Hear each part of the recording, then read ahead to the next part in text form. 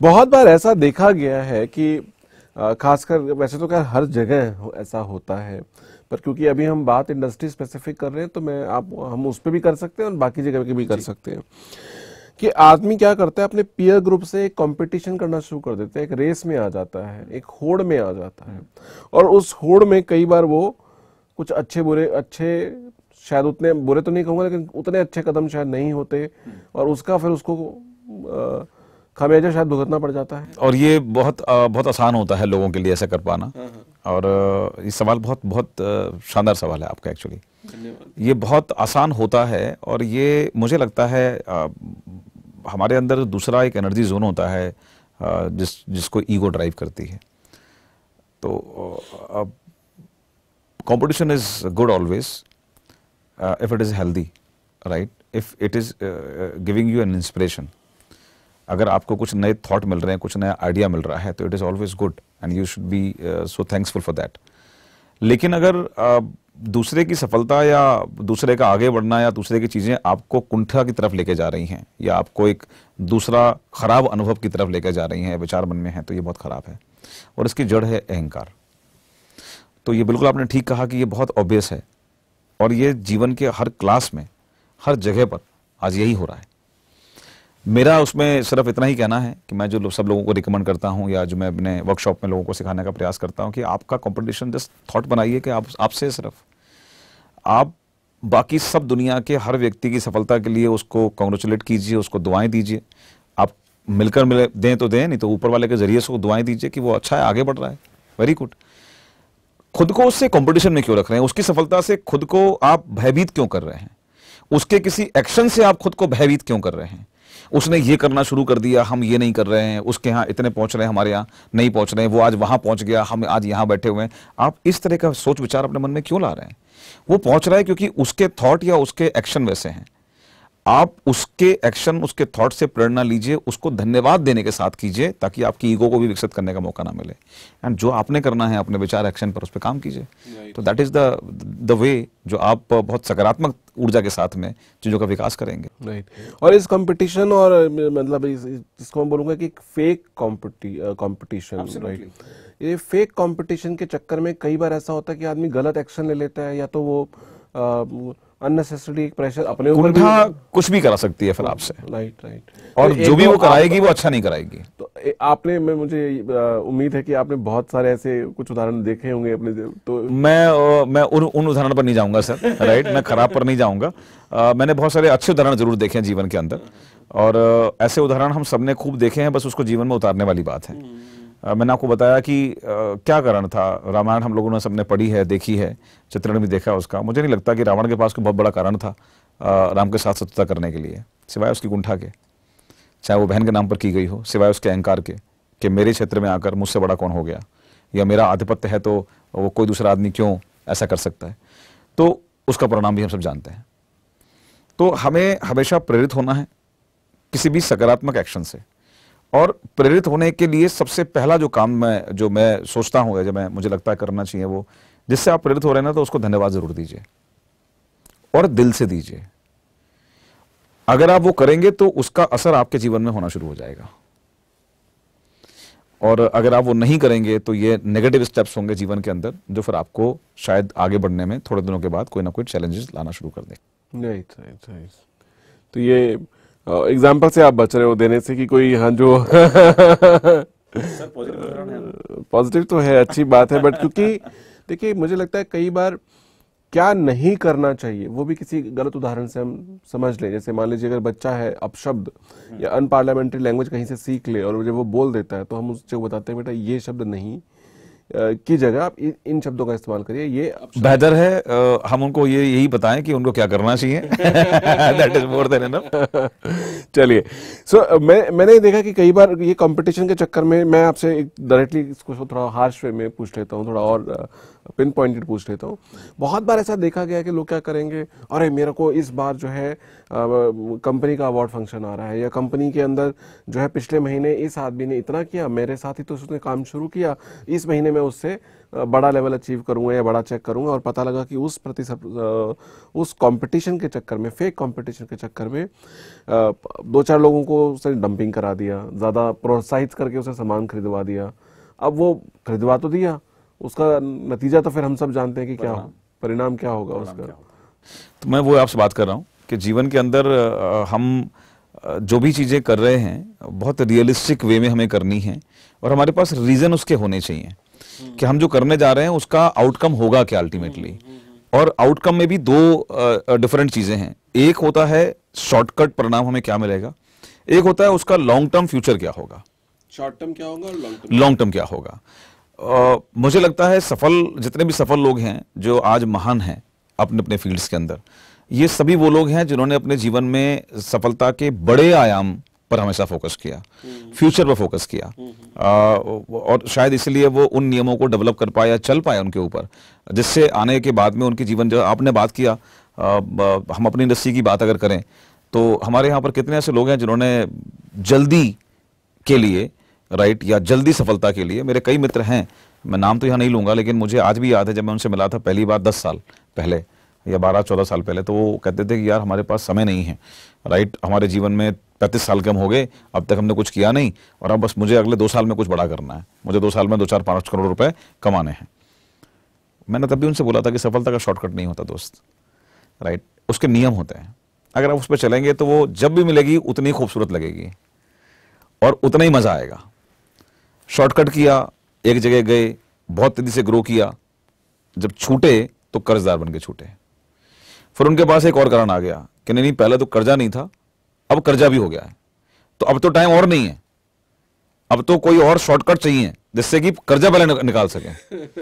तो दे कमिट मोर मिस्टेक्स, और ऐसा ऐसा करते करते आज 12 साल 15 साल के बाद भी जब मुझसे मिलते हैं तो वो आज भी कर्जदार हैं। गड्ढे बदलने चलते, क्योंकि आप सफलता के जो प्रिंसिपल्स हैं, जो बेसिक्स हैं, आप उससे अगेंस्ट अगर कहीं जाकर कुछ करेंगे तो आपको हो सकता है शॉर्ट टर्म में कुछ गेन हो जाए, लेकिन जीवन शॉर्टकट नहीं है और जीवन शॉर्ट टर्म भी नहीं है। आप अपना परिवार बनाते हैं तो आप ये सोच के नहीं बनाते कि मेरा बच्चा 5 साल का होगा और मैं दुनिया से चला जाऊंगा। आप कम से कम उसके जवान होने और उनके अच्छे से सेटल होने के प्लानिंग को कम से कम अपने दिमाग में लेकर आते हैं। तो जीवन में सफलता का शॉर्टकट नहीं है, और जो परिणाम लॉन्ग टर्म में खराब आ रहे हों वो शायद ज़्यादा दुखदाई होंगे, क्योंकि आज तो हम झेल रहे हैं, झेल जाएंगे, लेकिन जब हम जीवन के अंदर उस एज स्पेक्टर में जाएंगे जहां हमें और ज़्यादा कंफर्ट और सपोर्ट की ज़रूरत होगी, अगर उस टाइम पर जाकर हमें चैलेंजेस फेस करने पड़ जाएं और बहुत लाइफ बहुत डिफिकल्ट हो जाए तो शायद वो ज़्यादा तकलीफदेह होगी। तो आज थोड़ा सा टफ करके अगर जीवन में भविष्य को अपने आप बेहतर कर सकते हैं तो शायद यही फिलॉसफी होती है, हर सफल व्यक्ति कुछ पे चलता है, और इसलिए हर व्यक्ति, सफल व्यक्ति ये कहता है एक लाइन कि जीवन में सफलता का कोई शॉर्टकट नहीं होता। बिल्कुल, बहुत बहुत बहुत सही। और अगर आप परमिट करें तो मैं एक एग्जांपल मुझे याद आया, मैं शेयर करता हूँ कि लाइफ में अगर मान लीजिए मुझे अगर अर्थ से बाहर, इस एटमॉस्फेयर से बाहर जाना है, अगर मुझे आप स्पेस में जाना है, तो फिर मैं बॉल को हाथ से फेंक के नहीं फेंक सकता, या मैं प्लेन से नहीं जा सकता, फिर मुझे रॉकेट ही चाहिए होगा।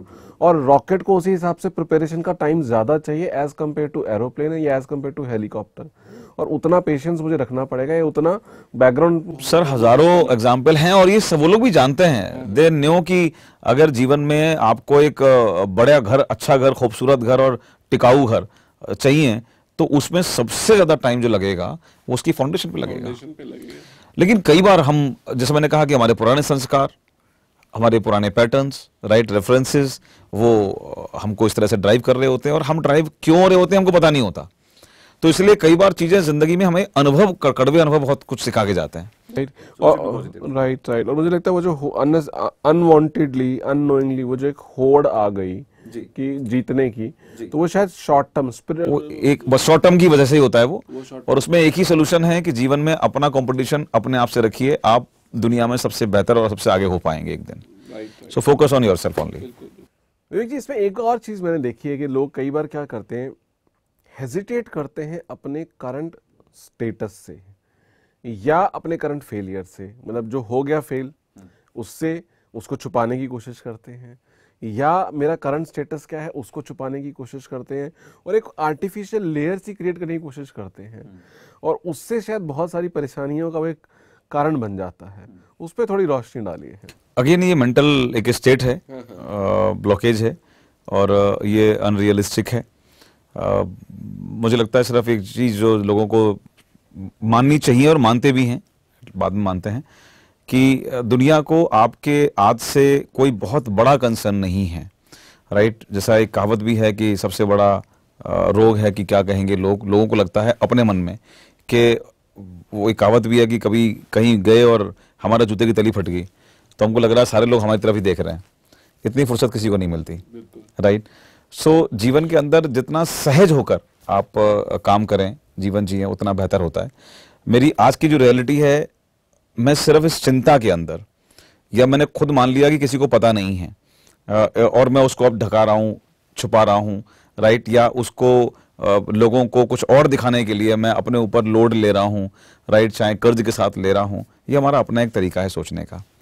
जीवन को जितना लाइट तरीके से आप जिए, उतना बेहतर विचारों के साथ में आप भविष्य की तैयारी कर सकते हैं। तो जो आज है उसको सहज रूप से मान लेना, ये मुझे लगता है सबसे आसान तरीका होता है। और आज मेरी जो भी स्थिति है, अगर आज मैं गिरा हूं तो कोई फर्क नहीं, दुनिया में पहली बार नहीं गिर रहा हूं, राइट। मेरे चोट लगी है तो दुनिया में अकेला आदमी नहीं हूं कि मेरे चोट लगी है। दुनिया में अगर मैं फेल हुआ हूं, अगर एक एफर्ट में, तो मैं अकेला आदमी नहीं हूं जो दुनिया में फेल हुआ हूं। ये अधूरी सच्चाई है, उसको स्वीकार कर लीजिए बिना डरे। असली मुद्दा आगे है कि क्या मैं इसके बाद भी उसी आत्मविश्वास के साथ उठकर दोबारा से उस रेस में चलने को तैयार हूं। अगर वो है तो ये गिरना भी एक स्टोरी बनेगा, और ये दुनिया के सामने आना चाहिए। मैंने शुरुआत में बोला था आपसे कि जीवन में इंसान जो आज सुपरस्टार्स हैं, जो लेजेंड्स हैं अलग इंडस्ट्री के अंदर, उनकी सफलता लोगों को प्रेरित कम करती है, लेकिन उनकी जो जर्नी होती है, जो उनके जीवन की चुनौतियां, जो अप एंड डाउन्स हैं, जो वो गिरे और उसके बाद उठे, वही तो लोगों से क्लब करवाती हैं फिर, राइट। तो इससे हमें भागना नहीं चाहिए, बल्कि इसको हमेशा अपने साथ सजो के रखिए कि ये आपका आज है और कल आपका वो होगा जो आपके दिमाग में है। तो इसका कॉम्बिनेशन लेकर अगर आप चलते हैं तो मुझे लगता है कोई दिक्कत की बात नहीं है, और मैंने जिंदगी को ऐसे जिया और बड़ा आनंद आता है इसमें। बिल्कुल बिल्कुल बिल्कुल। मुझे लगता है कि अगर कोई इंसान उसके उस समय, अगर मान लीजिए, वैसे तो अगर किसी को फुर्सत ही नहीं है, मैं अगर आप सच बताऊं, आपने बिल्कुल सही कहा, और लोगों को किस हद तक फुर्सत नहीं है, मैं एक छोटा सा उदाहरण से आपको जल्दी से शेयर करना चाहूँगा आपके साथ। एक बार मैं कहीं वर्कशॉप कर रहा था और करीबन करीबन शायद 200 से ज़्यादा लोग रहे होंगे, मुझे एग्जैक्टली तो याद नहीं है, बट हाँ उतने लोग थे, मतलब भरा हुआ बड़ा बड़ा लेवल का वर्कशॉप था। और ये टॉपिक था उस दिन की, मतलब हम कितने कॉन्शियस होते हैं कई बार ऐसी चीज़ों को लेके जो बहुत महत्व रखती ही नहीं है।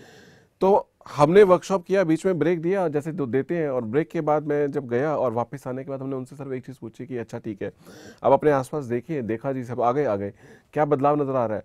तो सब लोग एक दूसरे को देख रहे हैं और कोशिश करे जा रहे हैं कि क्या बदला, अच्छा और देख लीजिए, और देख लीजिए, सामने आगे पीछे कुछ दिख रहा है क्या बदलाव? नहीं। पूरे 200 लोगों, और ये रियलिटी है, मतलब पूरे 200 लोगों में से किसी ने भी वो आंसर नहीं दे पाए कि बदला तो क्या बदला। और आप हैरान होंगे कि वो 200 लोगों की निगाहें मुझे देख रही थी, और जो शर्ट में बदल के आया वो पहचान नहीं पाए, राइट। तो मतलब जो सामने आपका इस वक्त केंद्र का हिस्सा था, क्योंकि आप ट्रेनिंग कर रहे थे, मैं उसमें ट्रेनिंग कर रहा था, तो जब मैं कंडक्ट कर रहा हूं तो सब लोग मुझे देख रहे हैं। वो उस मुद्दे पे भी, क्योंकि वो ध्यान कहाँ था सबका, सब्जेक्ट के ऊपर था, जो हम बात कर रहे हैं उस टॉपिक पे था। तो कहाँ फुर्सत थी इस शर्ट को देखने की। और हम बात करें तो जो आपने जूते वाला एग्जांपल दिया, वहां से मुझे याद आया कि हम अननेसेसरीली कॉन्शियस हो जाते हैं उन चीजों को लेकर के।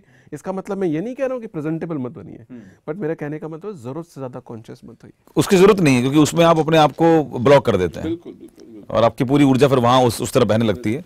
तो जो है आज की डेट में, उसको स्वीकार कीजिए, उसको एंजॉय कीजिए। खुश रहने के लिए हालातों की नहीं, मन की जरूरत होती है। बहुत बढ़िया, बहुत ही बेहतरीन। मैं चाहूँगा अगर आप कंफर्टेबल हो तो प्लीज़ शेयर दैट मोमेंट जब आप दिल्ली में थे और when you were recently married, और वो एक मैट्रेस पे ही था सिर्फ, और कुछ था नहीं घर में। वो हमारे ज़िंदगी के बहुत खूबसूरत लम्हे थे।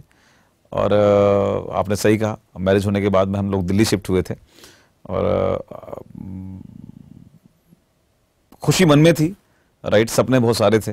हालांकि उस समय की रियलिटी ये थी कि बहुत कुछ था नहीं, क्योंकि वो हमारी ओन डिसीजन था मैरिज का, तो घर वाले बहुत ज़्यादा सपोर्ट में उस समय नहीं थे। और मुझे याद है जो आपने कहा कि हमने छोटा सा एक सिंगल बेडरूम का एक छोटा सा घर लिया था।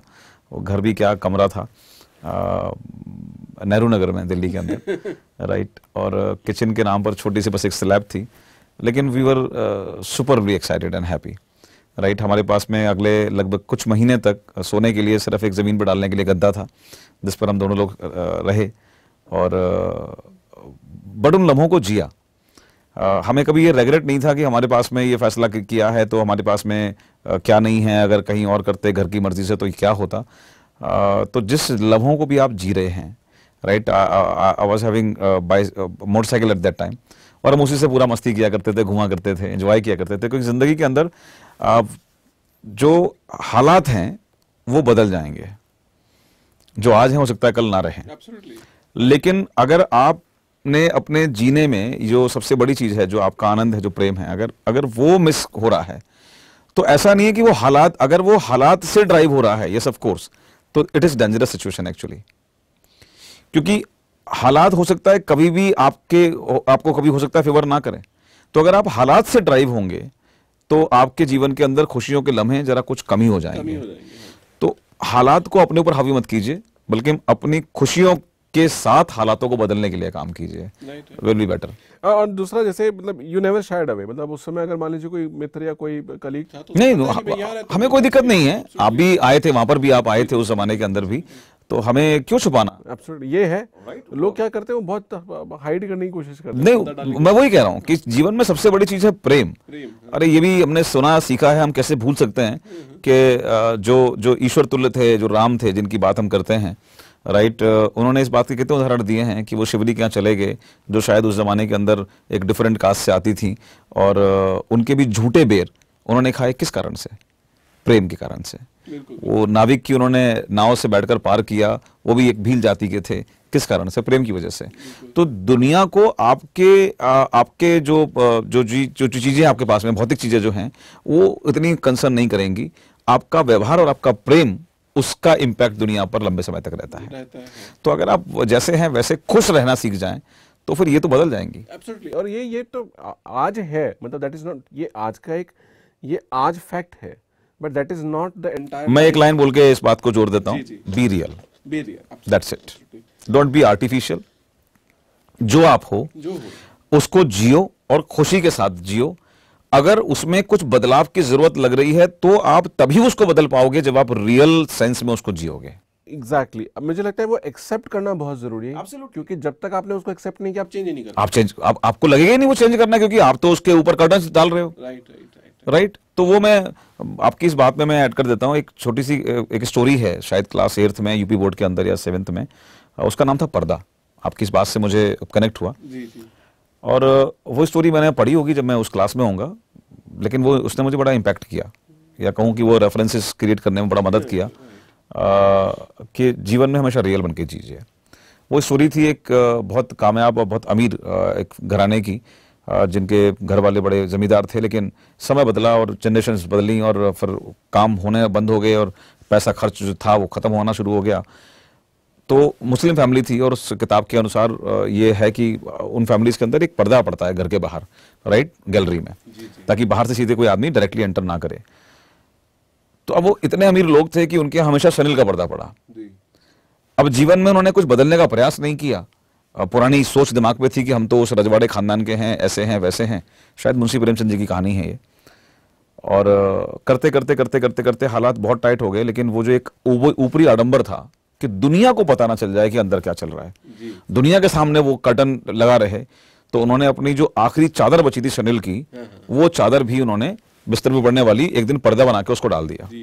अब दुनिया की नजर में तो था कि चलो ठीक है, वो अभी भी बड़े अमीर आदमी है, लेकिन अंदर की हालत ये थी कि शरीर के कपड़े उनमें पेवस्त लगे हुए थे, वो फटे हुए थे, महिलाओं के भी बच्चों के भी। और उस कहानी का लबोलबाब ये था कि एक दिन बहुत तेज आंधी आई और वो पर्दा अचानक अपनी जगह से उखड़कर और बाहर उड़ गया। और जब वो उड़ा तो बाहर जो मार्केट था उनके सामने सब कुछ रियल हो गया कि अंदर जो लोग रह रहे हैं उनके शरीर के कपड़े भी पूरे नहीं हैं। हालत ये हो गई थी।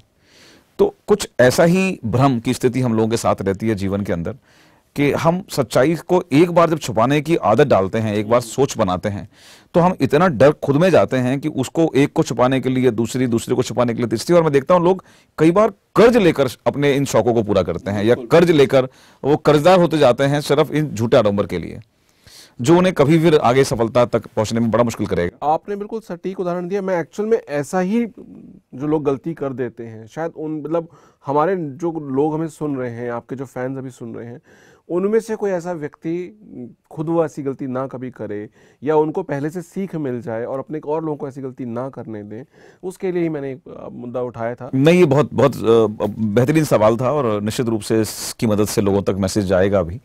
और मेरी हमेशा सर यही कोशिश रहती है कि जो भी है आपके पास में आज की रियलिटी है, शर्माइए मत, घबराइए मत, क्योंकि अप एंड डाउन राम के साथ नहीं आए तो आप क्या हैं, राइट। वो भी एक राजा थे और कहां पर वो किस तरह के जीवन जिए, तो उसमें घबराने और शर्माने की बात नहीं है। वो एक प्रारब्ध है, वो एक पार्ट ऑफ लाइफ है। अगर है भी तो कोई दिक्कत नहीं है, बट रियलिटी नहीं है वो।